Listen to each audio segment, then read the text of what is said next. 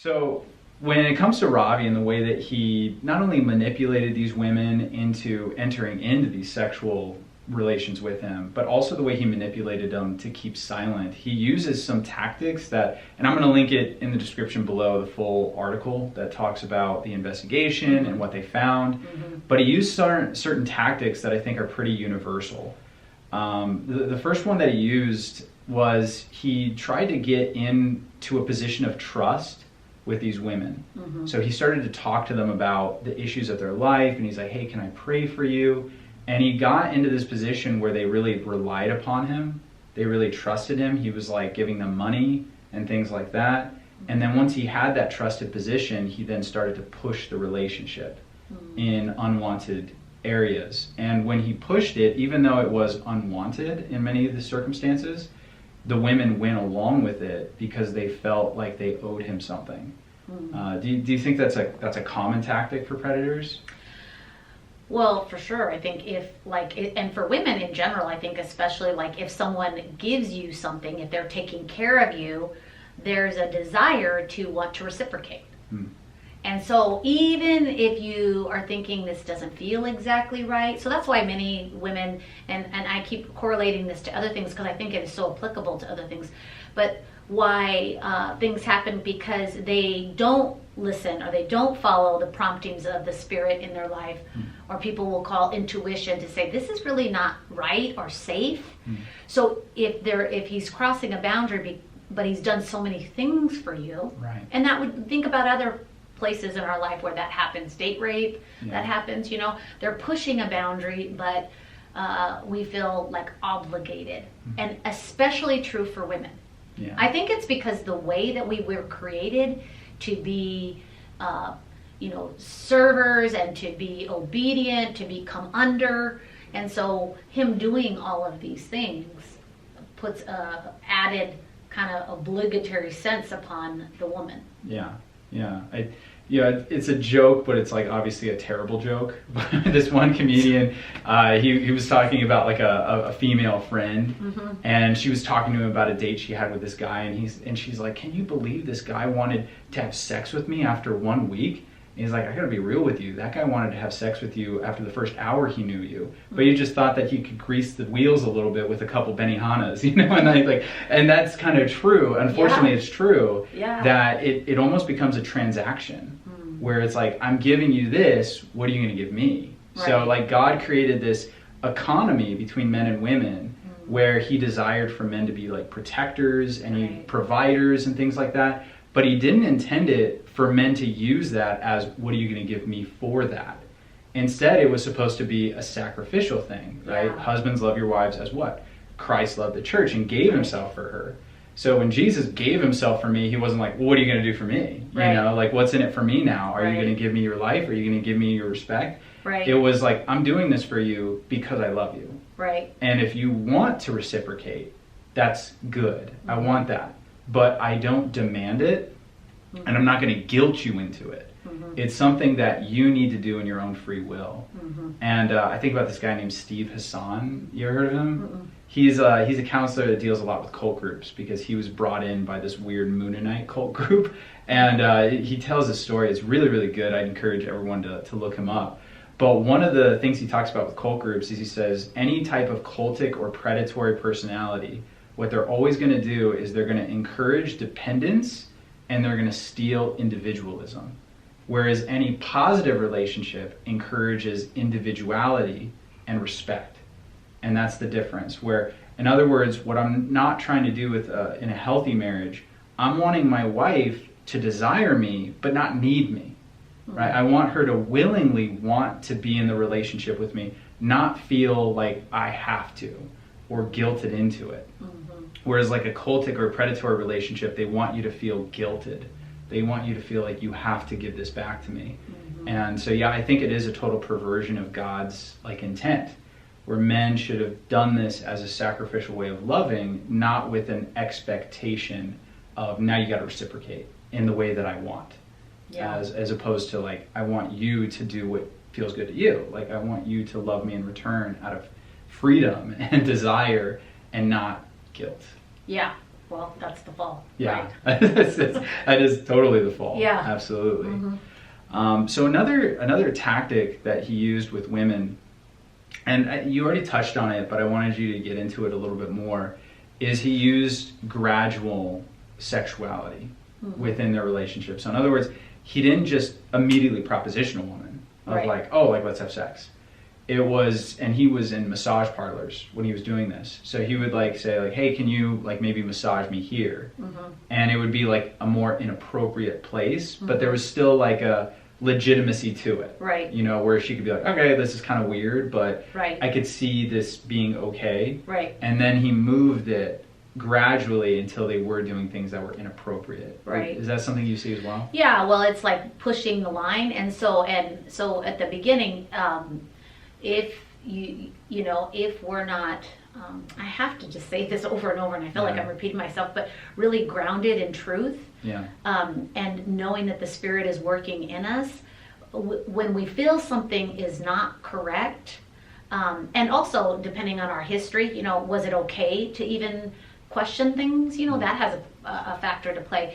But when someone's doing and asking you to do something that's not totally sinful, but it's inappropriate, or it skirting feels the line. it feels kind of grayish, Yeah. and maybe pushing over the edge, and you don't feel like you have the ability to say no because of his authority, as I talked to you about before. So authority plays a big place in this, and authority could be, well, he's paying for it, so he's a customer, or he's a minister, and a really big minister, or a pastor, or a counselor, and so you don't feel the ability to be able to say anything because it's not absolute crossing the line. Right. And so that's why it's done this way, and we call it fishing. And so seeing how you will respond, because if you don't respond well, the person can say, well, I wasn't really trying to Right. do anything inappropriate. You've blown this out of proportion. Right. But if you respond in the way that they want you to respond, then asking for a little more, it allows it to happen until you've already fully crossed the line. And if you don't participate up until that point, it's kind of like being able, it's almost like this crazy making where you feel like okay, this person wouldn't ask these kinds of things, so it must be appropriate. So like, again, not trusting yourself. But then once you have crossed, even in a way that, say, this massage place, he was asking them to massage around his groin area or something like Right. that, which still is not completely crossing the boundary, or he flips over and is totally nude and exposes Right. himself. Right. That kind of stuff, feeling like, you knew he was nude underneath the covers, but, Right. and that was okay. Yeah. So maybe he accidentally, so we make like provisions for them. We make excuses. Yeah. We tend to, try to discount it or question our own kind of thoughts about it Yeah. until it crosses over. And at that point, once you cross over in a small amount, it's hard to not be able to cross, because a lot of times perpetrators will now use that against you. Right, So like this the happens. guilt, yeah. This happens. Well, they also threaten you. Yeah. Like, I'm going to expose you. Right. You did send me nude photos. Yeah. You did do these kinds of things. So no one's going to believe you because I'm going to show the photos you sent Yeah. to me. Yeah, and that's there's that phrase gaslighting, Yeah. where, those of you guys who don't know what that is, it was based on like this old movie called Gaslight, where this guy is literally trying to convince his wife that she's crazy so that he could take her money. And the way that the movie goes is like, whenever he's doing something kind of cynical or whatever, the gaslight would come on, and she would say like, oh, the gaslight's on, and he would say, no, it's not. He would like continually pressure her version of reality. Yeah. In little ways, until she felt like, I can't trust my own mind. Right. So it's And- kind of the same thing goes with the crazy making. Right. Yeah. That, she'd be like, man, that's inappropriate. Be like, whoa, you're overreacting. That's Yes. crazy. You're Yes. sounding like really offended, and I don't know where you're getting this from. Like, that's a way to break someone's psyche down. Yeah.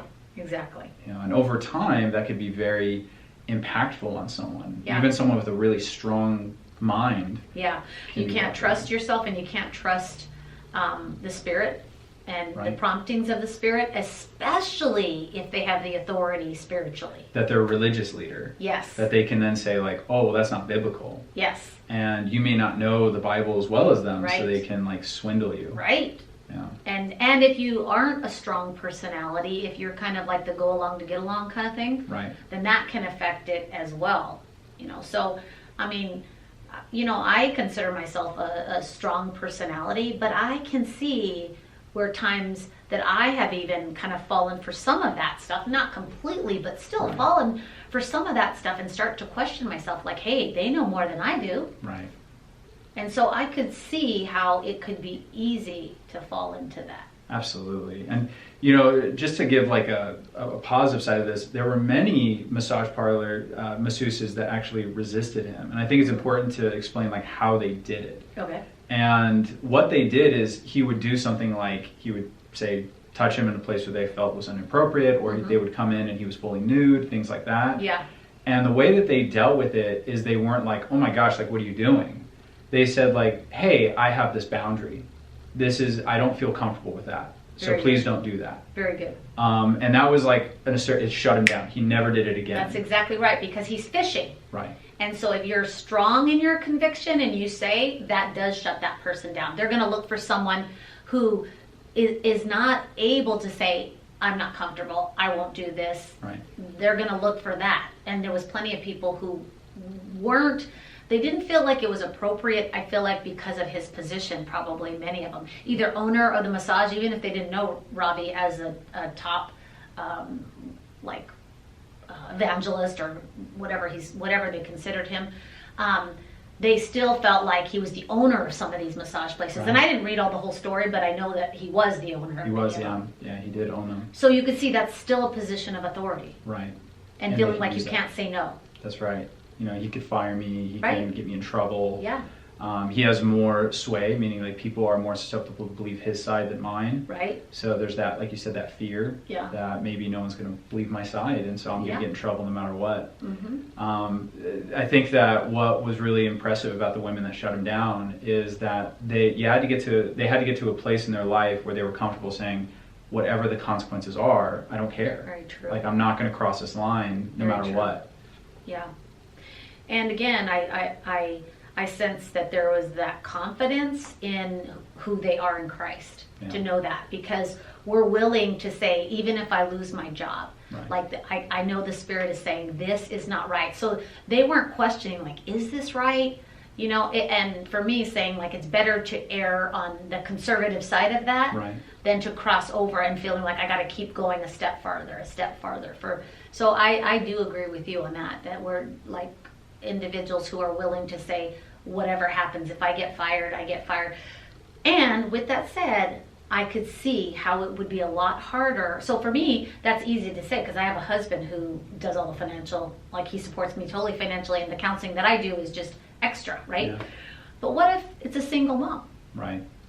Right. There is a factor to that. So, I just want to balance everything because it's a lot easier for me to say. Yeah. Although I do know that, I'd rather live in a trailer or live in, something with like in poverty than Yeah. rely on a job where I'm exploited. But, again, different personalities, different upbringings, Yeah. and current situations that they're living in does play a factor in all of that. And, when you look at the kind of women that went along, the majority of them were in a tough financial position. Yeah. So they were in a position where it's like, if I lose this job, there Yeah. are serious consequences. So vulnerability again. There's that vulnerability. Mhm. And, I wanted to talk to you as well about like the type of personality, because, some women, they end up going from one predatory relationship to another, and they feel like they're constantly propositioned in this way, even when they gain the confidence to shut it down. And part of them can feel like, am I just like a weak person? Yeah. That people are like attacking me like this? Am I just like, one woman that I talked to, she said like, I felt like I was just a magnet for Satan. That like any abuser, any jerk out there was just, they could find me no matter where I was, and I couldn't get away from it. Or there's that whole shaming thing that happens in Christian culture a lot, where they're like, were you asking for it? Where you were putting yourself, you must have put yourself in that situation, Yeah. What would you say to something like that?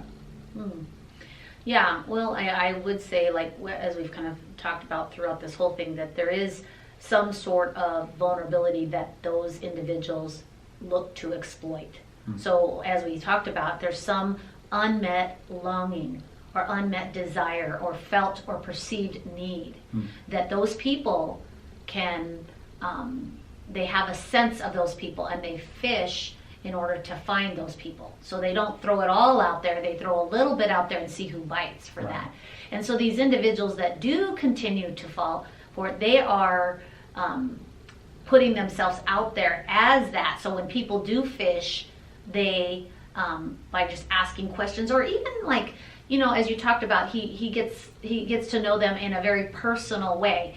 And so as a minister, there's nothing wrong with that. But when an individual starts asking questions that you're like, or speaking about their life, that all of a sudden it raises something inside you, that's where you know that, like, he's crossed the line. And so for some people in that vulnerability, they are so desiring for someone to meet that emptiness, that longing, which is what I like to call it. And so they are susceptible over and over again, and they're not recognizing the signs.